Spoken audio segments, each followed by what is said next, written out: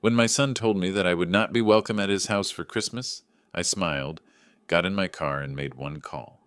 By the new year, I had their mortgage payments canceled, and that was just the beginning of my plan. Justice must be restored and arrogance punished. You won't believe what I did next. Before we continue, please subscribe to the channel and let us know where you are listening in the comments. I could make my famous turkey this year, I said, settling deeper into Michael's leather couch. The one with the sage stuffing your mother used to love. Remember how she'd always say it was better than her grandmother's?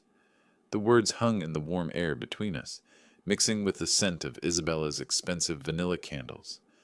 Michael shifted beside me, his wedding ring catching the light from their 12-foot Christmas tree. Something in his posture changed, shoulders pulling inward like he was bracing for impact. Dad, unfortunately, you won't be welcome here for Christmas. The words hit me like a physical blow. I blinked, certain I'd misheard. What do you mean? Why wouldn't I be welcome? Michael couldn't meet my eyes, his gaze fixed on the marble coffee table, the one I'd helped him pick out last spring when Isabella decided their old furniture wasn't sophisticated enough. Isabella's parents are coming and they'd prefer if you weren't here. My hands went cold. They'd prefer? It's just easier this way, Dad. You know how her family is about traditions. They have their own way of doing things. His voice got smaller with each word, like he was shrinking inside himself. I looked around the living room, at the silk curtains I'd paid for when Isabella complained about privacy, at the hardwood floors that had come from my second mortgage, at the crown molding that had maxed out my credit card. Every inch of this house bore my fingerprints, my sacrifice, my love for my son. Their own way, I repeated slowly.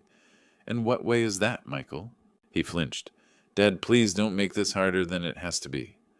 Through the kitchen archway, I could see Isabella's new KitchenAid mixer, the professional grade one she'd insisted she needed for her holiday baking phase that lasted exactly 3 weeks.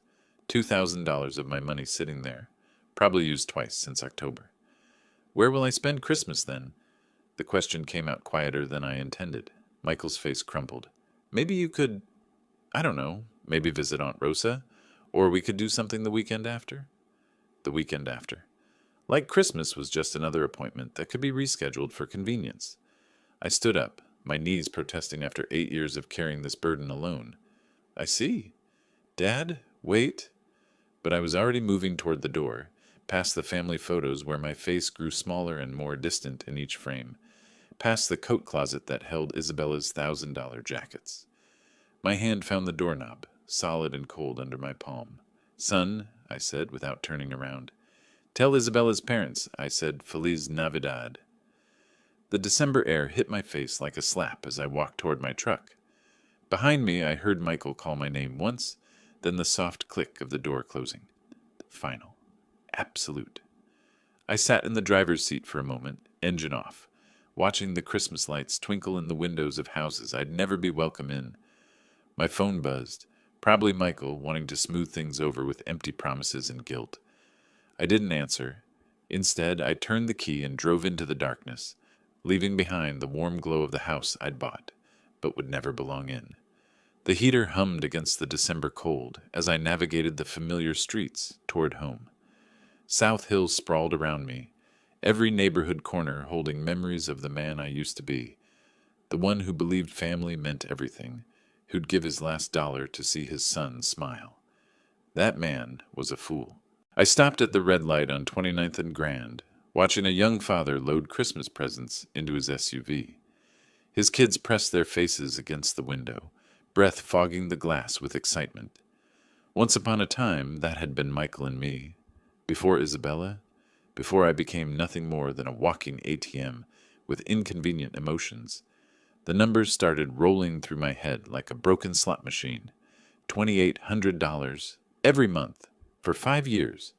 My calculator had given up trying to make sense of it last spring when I'd finally added up the total, $140,000. More money than Maria and I had saved for our entire retirement. Gone. Just gone. I pressed the accelerator harder than necessary as the light turned green. The truck responded with a growl that matched my mood. 5th Street. That was where I'd refinanced my house. Our house, Maria's, and mine. to cover their down payment. The loan officer had looked at me with pity I hadn't recognized at the time. "Mr. Flores, are you sure about this? You're putting a lot at risk for someone else's investment." Someone else's investment? Not my son's future, not my family's security. Someone else's investment. Lincoln Street, the bank where I'd taken out a second mortgage when Michael lost his job 2 years ago. "Just temporary, Dad. Just until I get back on my feet." Isabella had stood behind him, $700 purse slung over her shoulder, nodding sympathetically while mentally calculating how much my desperation was worth. Nothing, as it turned out. My desperation was worth nothing to them. I pulled into my driveway, the one with the cracked concrete I couldn't afford to fix, because every spare dollar disappeared into their perfect suburban fantasy. The porch light flickered, another repair I'd been putting off. Inside, the house felt hollow without Maria's laughter, without the warmth of family gatherings that would never happen again. My phone rang as I fumbled with my keys, the shrill tone echoing off the empty walls. Isabella's name flashed on the screen, probably wanting to explain why I wasn't good enough for her parents' delicate sensibilities. Perfect timing. I'd been waiting 5 years to have this conversation.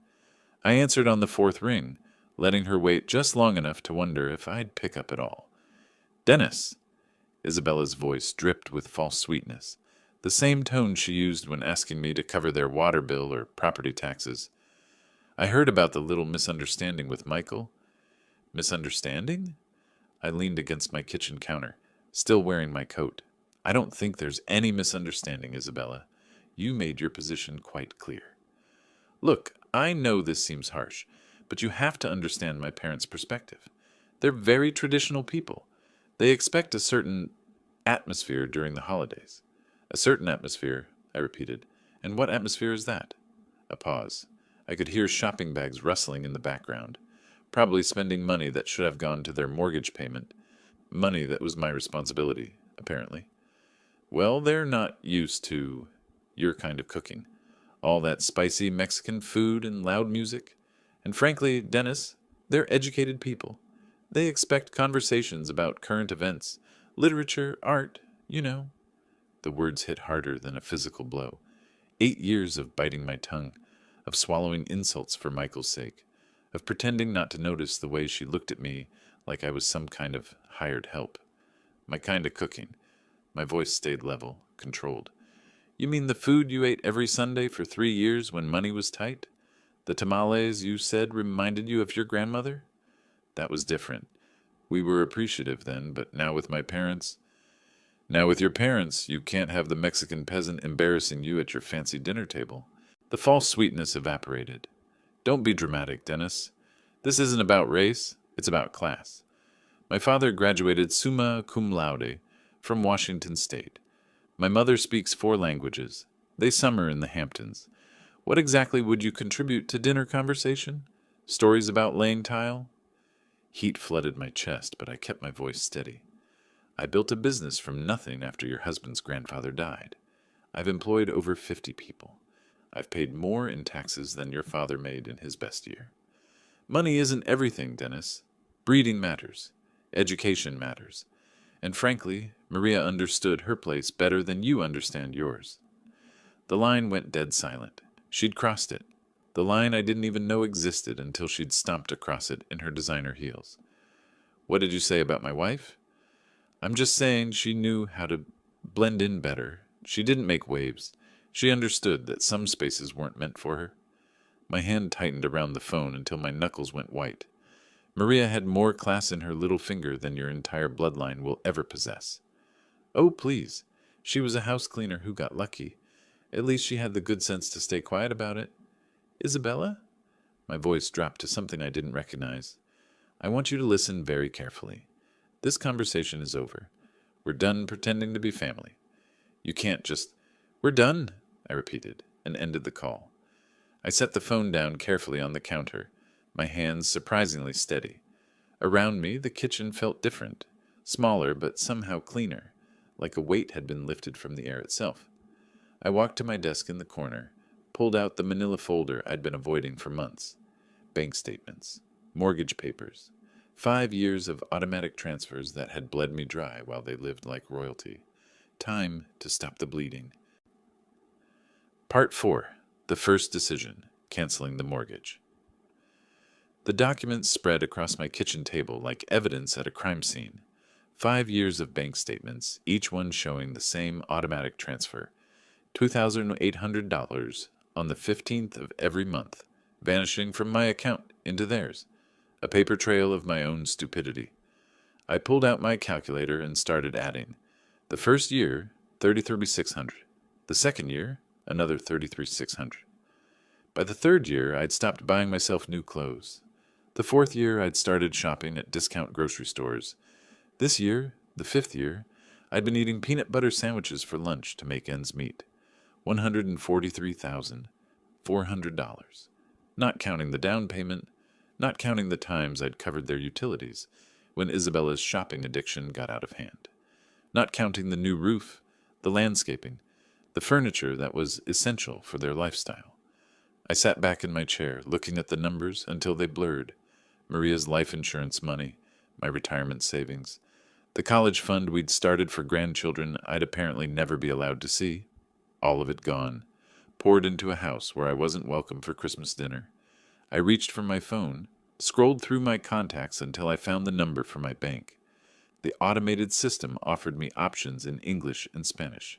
How thoughtful, how accommodating to people like me. Customer service, this is Jennifer. How can I help you today? I need to cancel an automatic transfer, I said, my voice steadier than it had been in years. Certainly, sir. I'll need your account number and some verification information. I rattled off the numbers, watched her type in the background. Professional, efficient, no judgment about why a 62-year-old man was canceling payments to what was probably his son's mortgage. I see the transfer you're referring to, Mr. Flores. $2,800 monthly to Wells Fargo, account ending in 7423. How long have you been making this transfer? 5 years. The words tasted bitter. And you want to cancel it effective immediately? I looked around my kitchen, at the outdated appliances I couldn't afford to replace, at the walls that needed painting, at the windows that leaked cold air because I'd spent my home improvement money on someone else's castle. Effective immediately, I confirmed. Done. The transfer has been canceled. Is there anything else I can help you with today? No, I said, surprising myself with how good the word felt. No, that's everything. I hung up and sat in the sudden quiet of my house. Outside, December darkness was settling over Spokane, Christmas lights twinkling in windows where families gathered without conditions, without judgment, without the need to hide who they were. For the first time in 5 years, next month's budget would balance. For the first time since Maria died, I could afford to fix my porch light, buy decent groceries, maybe even take a vacation. I gathered up the bank statements, the mortgage papers, all the evidence of my generosity. Then I walked to my fireplace, struck a match, and watched 5 years of martyrdom turn to ash. The fire felt warm on my face, warmer than I'd felt in years. My phone buzzed with a text message, probably Michael wanting to apologize, or Isabella, needing money for something essential like new throw pillows. I didn't check it. Instead, I poured myself a glass of the good whiskey, the bottle I'd been saving for a special occasion that never seemed to come. Tonight felt special enough. I raised my glass to the empty room, to Maria's photo on the mantel, to the man I used to be and the man I was becoming. Merry Christmas to me, I said, and meant it. Part 5. Isabella's Provocation. The next morning arrived crisp and clear, December sunlight streaming through my kitchen windows as I nursed my second cup of coffee. For the first time in years, I wasn't calculating how much money would disappear from my account in 3 days. The freedom tasted better than the Colombian blend I'd finally allowed myself to buy. My phone rang at exactly 10:47 a.m. Isabella's name flashed on the screen like a warning label. Dennis! Her voice carried that familiar tone of barely concealed impatience. I need you to pick up my parents from Spokane Airport. Their flight from Portland arrives at 2 o'clock. I set down my mug carefully, watching the steam curl toward the ceiling. Isabella, did you forget about our conversation yesterday? Look, Whatever that was about, we need to focus on practical matters now. My parents need transportation, and you're the only one with time during the day. The audacity was breathtaking. Less than 24 hours after telling me I wasn't worthy of sharing Christmas dinner with her family, she expected me to serve as their personal chauffeur. And you're asking me because that's what family does, Dennis. They help each other. Her voice sharpened with irritation. Besides, let's be honest here. You're not my rival. You're too weak to be my rival. So just get in your truck and pick them up. There it was, the final insult wrapped in a command. What airline? I asked quietly. Alaska Air, Flight 447. They'll be at baggage claim Carousel 3. And Dennis, they're expecting someone who can handle their luggage properly. Don't embarrass us. I could hear her nails tapping against something hard, probably her granite countertop, the one I'd paid for when she decided laminate wasn't suitable for her dinner parties. Of course, I said. I'll take care of everything. Good. And wear something decent. Maybe that blue shirt you wore to Michael's graduation. They notice things like that. The line went dead. She hadn't even said thank you. I sat back in my chair, looking at my phone's blank screen. 2:00. Flight 447. Baggage claim Carousel 3. I glanced at the wall clock above my sink. 10:52 a.m. Plenty of time. I poured myself another cup of coffee, added an extra spoonful of sugar, and opened yesterday's newspaper to the crossword puzzle I hadn't finished. 7 across. Delayed gratification. 12 letters. The answer would come to me eventually. Part 6. The Airport Trap. At 2:15 p.m., I was settling into my favorite armchair, with a fresh cup of Earl Grey and the Spokane Review's Sunday edition. The crossword from yesterday lay completed on my coffee table. Delayed gratification had been postponement. My phone buzzed against the wooden surface. Isabella's name again. I let it ring. The December sun slanted through my living room windows, warming the space where I'd spent so many lonely evenings counting the cost of my generosity. Today, the silence felt different. Earned, intentional. 2:47 p.m. The phone buzzed again. This time I could see the preview of her text. Dad, where are you? My parents are. I turned the phone face down and returned to the sports section. The Seahawks had lost again. Some things never changed. By 3:30, my phone had buzzed 6 times. I'd finished the newspaper, brewed a second pot of tea, and started organizing the junk drawer in my kitchen table. Amazing what you could accomplish when you weren't rushing around serving people who considered you their personal bellhop. The 7th call came at 3:45. Instead of Isabella's name, I saw unknown number. Probably her parents borrowed someone's phone at the airport. I let that one ring too. Outside, a neighbor was hanging Christmas lights on his porch, his children running around the yard with the manic energy that only December afternoons could bring. Normal families doing normal things. No one was stranded anywhere, waiting for someone who would never come. 4:15 p.m. My phone started ringing and didn't stop. Isabella, then the unknown number, then Isabella again. The buzzing became constant, like an angry wasp trapped against glass. I walked to my kitchen and unplugged my landline from the wall. Then I turned my cell phone completely off. Perfect silence. I made myself a grilled cheese sandwich and heated up a can of tomato soup. Comfort food I hadn't allowed myself in months, because every grocery dollar had gone toward making ends meet, while subsidizing their lifestyle. The cheese melted perfectly golden, the soup steamed in my favorite mug. Outside, the winter sun was already starting to set, casting long shadows across my backyard. Somewhere across town, 3 people were probably standing in an airport parking garage, arguing about taxi fare and wondering how their personal servant had the audacity to strand them. The thought made my soup taste even better. By 5 p.m., I'd eaten dinner, loaded my dishwasher, and was considering what movie to watch. It had been years since I'd had an entire evening to myself without worrying about emergency calls for money or last-minute favors. I was reaching for the remote when someone started pounding on my front door. Not knocking, pounding. The kind of aggressive hammering that rattled the frame and announced pure fury. I set down my tea and walked slowly toward the sound, already knowing exactly who I'd find on the other side. The pounding intensified as I approached the door, each blow more violent than the last. Through the peephole, I could see 3 figures crowded on my small porch, like wolves circling prey.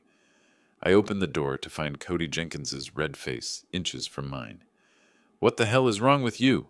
he shouted, pushing past me into my living room without invitation. "We waited at that goddamn airport for over 3 hours." Catherine followed him, her usually perfect hair disheveled, her lips pressed into a thin line of pure hatred. "This is completely unacceptable behavior from someone your age, Dennis. Absolutely barbaric." Isabella brought up the rear, her designer coat wrinkled, her makeup smeared. "You humiliated us. Do you have any idea what you've done?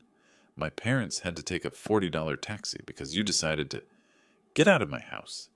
My voice cut through their chorus of rage like a blade through silk. They stopped mid-rant, shocked by the steel in my tone. "Excuse me?" Cody's face went from red to purple. "You don't get to make demands here, buddy. Not after what you pulled today." "This is my house," I said quietly, not moving from my position by the door, "and I want you out. Now." Catherine stepped forward, her voice dripping with the kind of condescension she'd perfected over decades of looking down on people like me. "Dennis, you clearly don't understand the magnitude of your mistake. My husband has connections throughout this city. Business connections, social connections. You can't treat people like us this way and expect—" "This was a lesson for you," I interrupted, meeting her gaze steadily. "A lesson about your excessive arrogance and your poor treatment of people you consider beneath you." Isabella's mouth fell open. "A lesson? Who do you think you are to teach anyone anything? You're nobody. I'm someone who finally stopped being your personal bank account and taxi service." I stepped aside and held the door open wider. "The lesson is over. You can leave." Cody jabbed a finger toward my chest, but didn't quite dare touch me. "You have no idea who you're messing with, old man. I've been in this town longer than you've been breathing its air. I know people, important people, people who can make your life very, very difficult." "Is that a threat, Mr. Jenkins?" "It's a promise." His voice dropped to a menacing whisper. "You think abandoning elderly people at an airport is just something you can do without consequences? You're about to learn exactly how wrong you are?" Catherine nodded, her smile sharp enough to cut glass. "Indeed. Actions have consequences, Dennis, and yours will be quite public." Isabella grabbed her father's arm. "Daddy, let's just go. This pathetic old man isn't worth our time." They filed out of my house like a defeated army, but Cody turned back at the threshold. "You'll regret this," he said. "I guarantee it." I closed the door behind them and turned the deadbolt with a satisfying click. Through the window, I watched them pile into their rental car, still arguing among themselves as they drove away into the December darkness. The house felt cleaner with them gone, as if their presence had left a stain that was only now lifting, but their parting words echoed in the sudden quiet. Public consequences, important people, connections. I walked back to my living room and picked up my tea, still warm in its mug. For the first time in this whole mess, I felt something that might have been concern, but it was overwhelmed by something much stronger: anticipation. 3 days later, I was enjoying my morning coffee and scanning the Spokane Review when I saw my own face staring back at me from page 3. The headline read, "Spokane Businessman Abandons Elderly Couple at Airport During Holiday Storm." My hands went still around the coffee mug. There I was, in black and white, an old photo from my company's website, probably 5 years out of date. Below it, a story that made my blood run cold and my temper flare in equal measure. Cody and Catherine Jenkins, visiting their daughter for Christmas, were left stranded at Spokane International Airport for over 4 hours Sunday when family member Dennis Flores failed to appear for a prearranged pickup. The couple, both in their late 50s, waited in frigid temperatures as a winter storm warning was issued for the region. Winter storm warning. It had been 52 degrees and sunny. "We couldn't believe someone would just abandon us like that," said Cody Jenkins, a retired banking executive. "We called repeatedly, but Mr. Flores never answered his phone. We were forced to take an expensive taxi in dangerous weather conditions.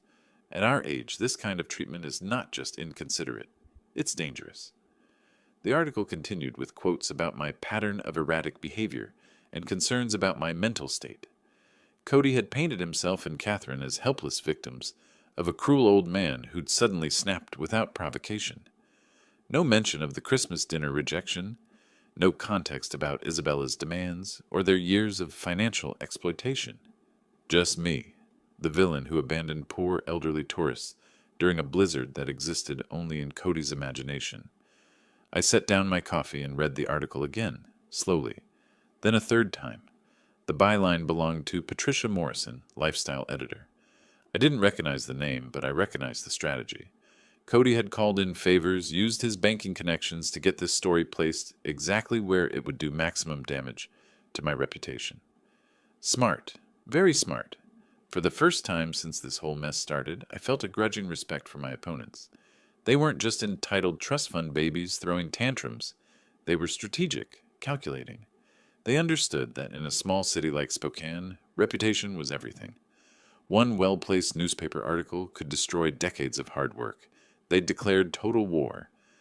I folded the newspaper carefully and set it aside, my mind already shifting into the methodical planning mode that had built my business from nothing. This wasn't about airport pickups anymore. This wasn't about Christmas dinner or mortgage payments. This was about winning. I pulled out my laptop and began typing names into search engines. Cody Jenkins, Catherine Jenkins, Isabella Flores, their social media profiles, their connections, their habits, their weaknesses, everything they'd foolishly made public over the years. If they wanted to play chess, I'd show them what a real strategist looked like. I glanced at my wall calendar. December 18th. 7 days until Christmas. 7 days to plan something they'd never forget. I spent the next 3 days living in a different world. Not the world where I was Dennis Flores, the broken-down old man who let his family walk all over him. This was the world where I was Dennis Flores, businessman, strategic thinker, someone who'd built something from nothing and wasn't about to let a bunch of entitled parasites destroy what I'd worked 40 years to build. My laptop became command central. Social media profiles filled my browser tabs like playing cards in a high-stakes game. Cody Jenkins, retired First National Bank manager, member of the Spokane Country Club, treasurer of the Inland Northwest Business Leaders Association. A man who'd spent his career in positions of trust and influence, a man with a lot to lose. Catherine's Instagram painted a perfect picture of refined living, charity luncheons, wine tastings, vacation photos from Coeur d'Alene tagged with Chash Blessed Life. Every post carefully curated to project success and sophistication. Comments from friends praising her elegant taste and inspiring lifestyle. All built on other people's money, including mine. Isabella's Facebook timeline told the real story. Posts about our beautiful home with photos of the kitchen I'd paid for. Check-ins at expensive restaurants during the months when I'd covered their utility bills. A status update from last week. So excited for Christmas dinner with family. Can't wait to show off our hosting skills. Our hosting skills. Our home. Our success. The narcissism was breathtaking. But it was Michael's LinkedIn profile that gave me the final piece I needed. His recent activity showed a new connection. Patricia Morrison, lifestyle editor at the Spokane Review. The same Patricia Morrison who'd written the hatchet job about me. I leaned back in my desk chair, looking at the evidence spread across my screen. These people had made 3 critical mistakes. First, they'd underestimated me completely. Second, they'd gone public with their attack, which meant I could go public with my response. Third, they'd documented their entire privileged lifestyle online, creating a perfect catalog of hypocrisy. I clicked through to Patricia Morrison's profile. 43 years old, journalism degree from WSU, 15 years at local papers. No previous connection to banking or finance, which meant Cody had reached out cold, probably through someone he knew from his business network. A 5-minute search through local business directories confirmed my suspicion. 3 mutual connections between Cody and Patricia's editor. The story hadn't just appeared, it had been planted carefully and deliberately. Amateur hour. I opened a new document and began typing. Not a response to their media attack, something much better. A timeline. 5 years of financial support, documented with bank statements, receipts, and canceled checks. The down payment for their house, $47,000 from my home equity loan. The kitchen renovation when Isabella decided granite countertops were essential. $18,000 from my credit card, 60 monthly mortgage payments of $2,800 each, $168,000 and counting, $250,000, more than I'd spent on myself in the last decade. My phone buzzed with a text from a number I didn't recognize. Probably Isabella, trying a new angle. I ignored it and kept working. By evening, I had everything organized in a manila folder thick enough to choke a horse. Bank statements, receipts, photos downloaded from their social media showing off purchases I'd funded, a printed copy of the newspaper article with my handwritten notes in the margins, documenting each lie and distortion. I looked at my wall calendar. December 24th was circled in red, not because it was Christmas, but because it was the perfect day for justice. According to Isabella's Facebook events, they were hosting Christmas dinner for 12 people. Family friends, neighbors, members of their social circle. The kind of people who read the Spokane Review and formed opinions based on what they saw there. The kind of people who deserved to know the truth. I closed my laptop and walked to my kitchen, where I'd left my good camera, the one I'd bought years ago to document job sites for my business. Time to put it to work, documenting something else entirely.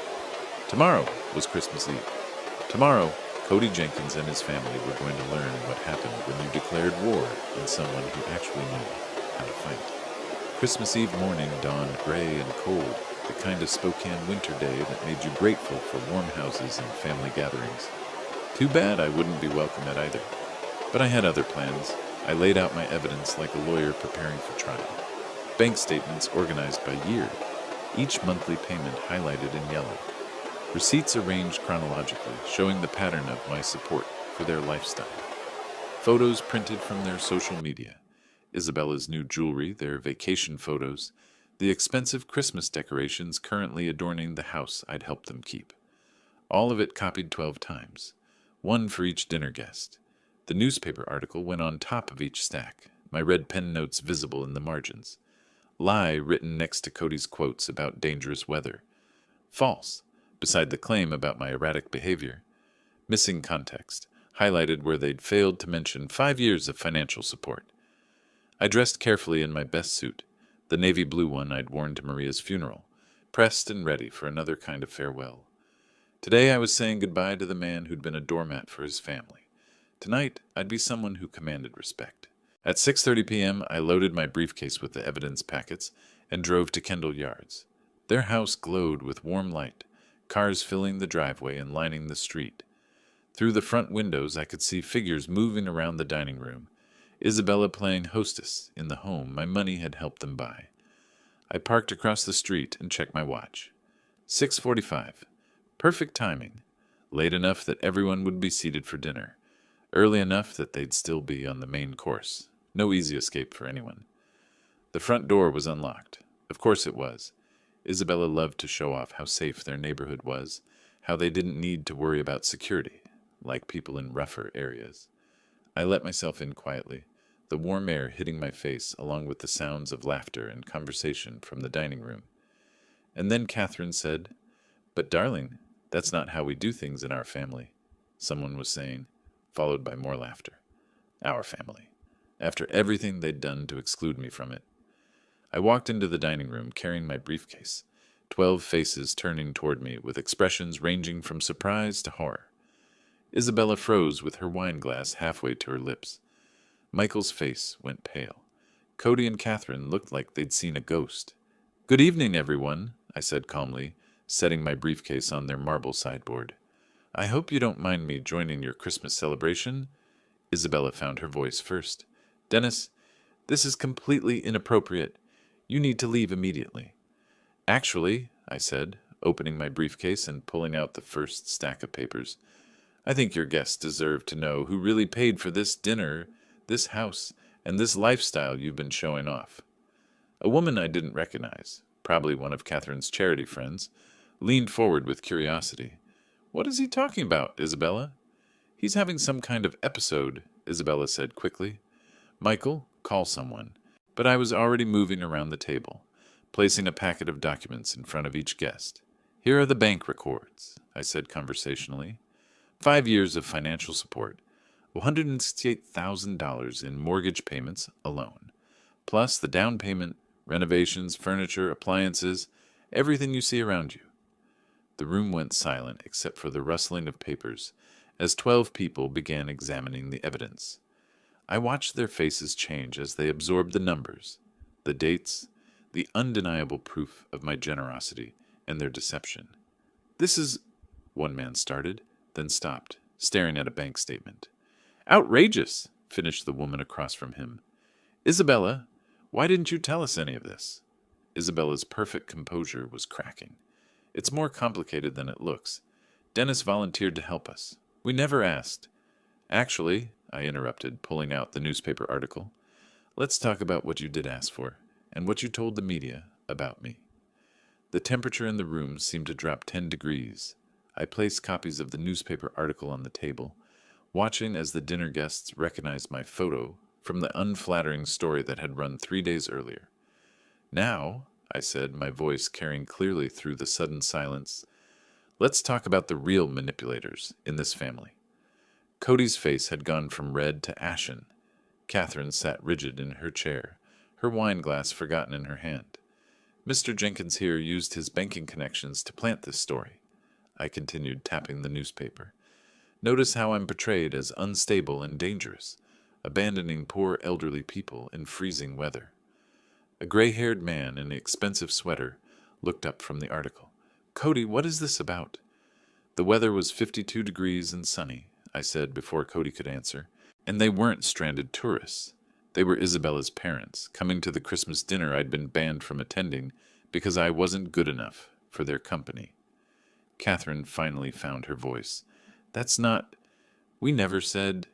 "You never said what, Catherine?"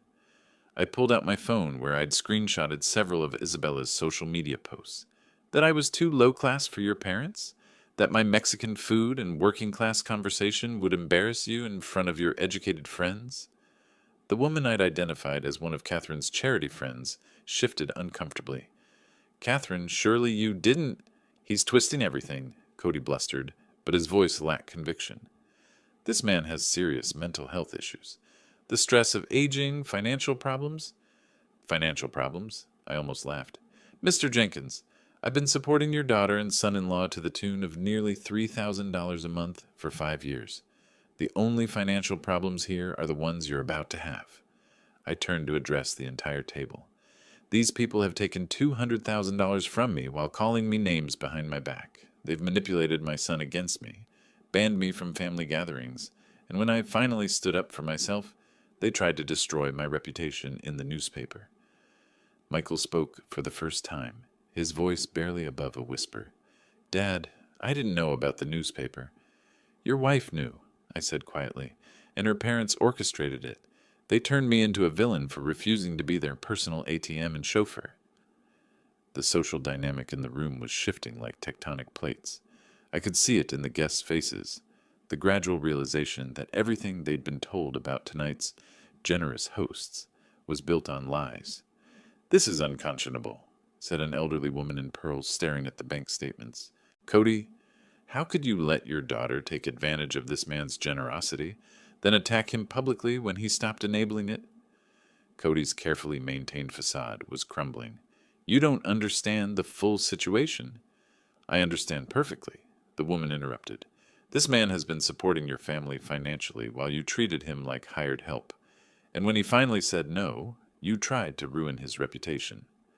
Catherine's voice came out strangled. "He abandoned us at the airport. After you told me I wasn't welcome at Christmas dinner because my presence would be inappropriate for your parents," I said calmly. "After 5 years of paying their bills while you looked down on me for my ethnicity and education level." The silence was deafening. 12 people staring at Cody and Catherine with expressions ranging from disgust to embarrassment for having associated with them. Isabella made one last desperate attempt to control the narrative. "Everyone, please. This is a family matter that's gotten out of hand." "No," I said firmly. "This stopped being a family matter when you made it public, when you used the newspaper to attack my character, when you decided my reputation was acceptable collateral damage for your pride." I looked around the table at faces I didn't recognize but who now knew exactly who I was. "I wanted you all to know the truth before you read about Dennis Flores in the paper again, because you will read about me again, but next time it'll be the real story. I closed my briefcase and straightened my tie. Enjoy the rest of your dinner. It's the last one I'll be paying for. As I walked toward the door, I could hear the eruption beginning behind me. Voices raised in accusation, questions demanding answers, the sound of a carefully constructed social facade falling apart. It was the most beautiful Christmas music I'd ever heard. The letter arrived on a Tuesday morning in March, delivered by certified mail with the weight of legal consequences behind every word. I signed for it at my front door, noting how the spring air smelled of new growth and possibility instead of the winter desperation that had marked those dark December days. Notice of default, the envelope read, final demand for payment. Inside, 3 months of missed mortgage payments had caught up with Michael and Isabella like a tsunami of reality. $8,400 in arrears, 14 days to bring the account current, or face foreclosure proceedings on the house I'd helped them buy. I set the letter aside and returned to my coffee, reading it the way you'd read news about distant weather. Interesting, but not your problem anymore. My phone had been ringing for weeks with increasingly desperate calls. Isabella's number blocked after the first hysterical voicemail. Cody and Catherine, whose social standing in Spokane had evaporated like morning mist after their Christmas dinner humiliation. Even Michael, whose calls I'd been ignoring out of a mixture of anger and curiosity about how long it would take him to swallow his pride. The answer, apparently, was 97 days. He knocked on my door that Thursday evening, no longer the confident man who'd excluded me from Christmas dinner, but someone who looked like he'd aged a decade in 3 months. Dark circles under his eyes, his expensive suit wrinkled, the smell of desperation clinging to him like cheap cologne. "Dad," he said when I opened the door, "we need to talk." I stepped aside to let him in, noting how he looked around my house like he was seeing it for the first time. The new furniture I'd bought with my first mortgage-free paycheck, the fresh paint on walls that hadn't been updated in 8 years, because every spare dollar had gone to his lifestyle. The repairs I'd finally been able to afford now that I wasn't subsidizing someone else's American dream. "Nice place," he said quietly. "It's what happens when you spend money on yourself instead of people who don't appreciate it," I replied, settling into my new recliner. "Coffee?" He shook his head, perching on the edge of my couch like he was afraid to get comfortable. "Dad, I need you to know how sorry I am. About everything. Christmas dinner, the newspaper article, the way Isabella, the way we treated you." "Go on." "I didn't know about Cody planting that story. I swear I didn't. When I found out—" He ran his hands through his hair. "Jesus, Dad. The things they said about you behind your back. The way they talked about our family. About Mom's memory." My jaw tightened at the mention of Maria, but I kept my voice level. "And what exactly did they say about your mother?" "That she knew her place better than you knew yours. That she understood. Boundaries." He couldn't meet my eyes. "I should have defended you. I should have stood up to them years ago." "Yes," I said simply. "You should have." We sat in silence for a long moment, the weight of 5 years of mistakes filling the space between us. Outside, I could hear my neighbor mowing his lawn, the normal sounds of a normal Thursday evening in a normal neighborhood, where sons didn't exclude their fathers from Christmas dinner. "The house is in foreclosure," Michael said finally. "I know. We can't make the payments without—" He stopped, seeming to realize how that sounded. "Without my help," I finished. "Without the money I was sending every month while you let your wife's family treat me like garbage. I know how it looks." "Michael." I leaned forward, making sure he was looking at me. "Do you know how much money I sent you over 5 years?" He nodded miserably. Isabella calculated it after Christmas. The mortgage payments, the down payment, everything else. Over $200,000. $237,468, I corrected. "I know the exact amount because I finally did something I should have done years ago. I added it up." His face crumpled. "Dad, I'm so sorry. I don't know how to fix this." "You can't fix it, son. That money is gone. But more importantly, those years are gone. 5 years when I could have been building a relationship with you instead of funding your wife's fantasy life." I know that now." He looked up at me with something that might have been hope. "But maybe we could start over? Maybe there's a way to. Are you asking me to resume the mortgage payments? The hope died in his eyes. We're going to lose everything, Dad. The house, Isabella's respect for me, her parents' approval. I don't know what I'll do. You'll figure it out, I said, not unkindly. The same way I figured out how to live without a son who respected me. The same way I learned to spend Christmas alone while you celebrated with people who thought I was beneath them. He started to cry then, quietly, like a man who'd run out of other options. I lost you, didn't I? I chose them over you, and now I've lost you forever. I watched him for a long moment, this man I'd raised and loved and sacrificed for, who'd let his wife's family convince him that his father wasn't good enough for their company. Michael, I said finally, you didn't lose me. You gave me away. There's a difference. He wiped his eyes with the back of his hand. Is there any chance, any way you could forgive me? I forgave you months ago, I said, and meant it. But forgiveness doesn't mean going back to the way things were. It doesn't mean pretending this didn't happen, or that I'm going to resume paying for a lifestyle that came with the condition that I be grateful for scraps of your attention. Then what does it mean? I stood up and walked to my mantel, where Maria's photo sat next to a new picture. Me with Rosa and her family at Easter dinner, the first holiday I'd spent with people who actually wanted me there. It means that if you want a relationship with me, you'll have to build it from scratch. It means showing me respect instead of demanding I earn it. It means making choices based on what's right, not what's convenient. I turned back to him, and it means that the next time someone, your wife, her parents, anyone, tries to exclude me from family gatherings, you'll remember who actually acts like family. He nodded slowly, understanding perhaps for the first time that respect wasn't something you could take for granted.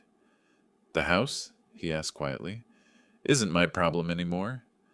I sat back down, feeling lighter than I had in years. You're a grown man, Michael. Figure it out like grown men do. Get a job that pays enough to cover your bills. Sell the house and buy something you can afford. Stop living beyond your means and expecting other people to subsidize your choices. He stood up slowly, his shoulders straight, for the first time since he'd arrived. You're right, about all of it. I know. He walked to the door, then turned back. Dad, for what it's worth, seeing you stand up for yourself at Christmas dinner, I was proud of you. Embarrassed and angry, but proud too. Good, I said. Maybe there's hope for you yet. After he left, I poured myself a glass of the good whiskey and stepped onto my back porch. Spring was coming to Spokane, the trees beginning to bud, the air warming with promise. In 4 months, I'd be 63. Maria had been gone for 8 years. I'd wasted 5 of those years being a doormat for people who didn't appreciate sacrifice. I wasn't planning to waste any more. My phone buzzed with a text from Rosa. Dinner Sunday? The kids want to show you their school projects. I smiled and typed back. Wouldn't miss it. Real family, it turned out, was something you found with people who actually wanted you there. Everything else was just expensive theater, and I was done buying tickets to shows where I wasn't welcome on stage. The whiskey tasted like freedom, and the future looked exactly as bright as I was willing to make it. If you like this story, please like this video, subscribe to the channel, and share your impressions of this story in the comments. To listen to the next story, click on the box on the left. Thank you for watching.